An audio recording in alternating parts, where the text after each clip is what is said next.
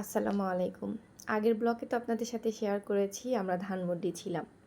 সেখান থেকে প্ল্যানিং হলো আমরা ৩০০ ফিট আসবো, তো আমরা সোজা ৩০০ ফিট চলে এসেছি। ৩০০ ফিটের রাস্তাটা এত এত সুন্দর, যারা এসেছেন তারাই জানেন। তো এই যে ভাইরাল জায়গাটা যেখানে সবাই ছবি, টিকটক, ভিডিও করার জন্য ব্যস্ত, পুরা জায়গাটা একদম ক্রাউডেড হয়ে গিয়েছে। এক কথায় বাংলাদেশের ভাইরাল জায়গা এখন। তো সেখান থেকে আমরা ৩০০ ফিটে মোটামুটি আমরা অনেকটা রাউন্ড দিয়েছি, দিয়ে তারপর আমরা ভিতরের দিকে যাচ্ছি। তো ভিতরে অনেক ভিতরে নাইমের হাঁসের মাংস নামে একটা দোকান আছে, কাকি সবসময় ওইখানেই খায়। ওই মহিলার রান্নাটা খুব ভালো। এর আগের বার আমি যখন উত্তরাতে এসেছিলাম তখন ও কাকি আমাকে নিয়ে আসছিল এখানে এবং খেয়েছিলাম এখানে।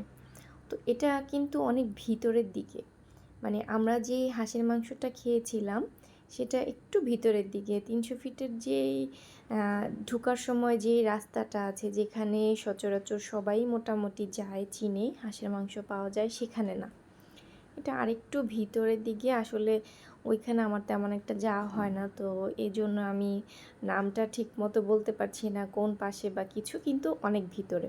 ভিতরে আরেকটা বাজার আছে, ওইখানে মেলা টেলা বসে বা হাট বসে এরকম টাইপের। হ্যাঁ, অনেক ভিতরে। তো যাই হোক, আমরা যেতে যেতে প্রায় সন্ধ্যা কাছাকাছি এমন একটা সময় গিয়েছি। ওয়েদার এত সুন্দর ছিল, গরমও না আবার খুব বেশি ঠান্ডাও না, কিন্তু ৩০০ ফিটের ভিতরে আমরা যখন ঢুকেছি তখন খুব মানে শীতল একটা বাতাস লাগছিল এরকম।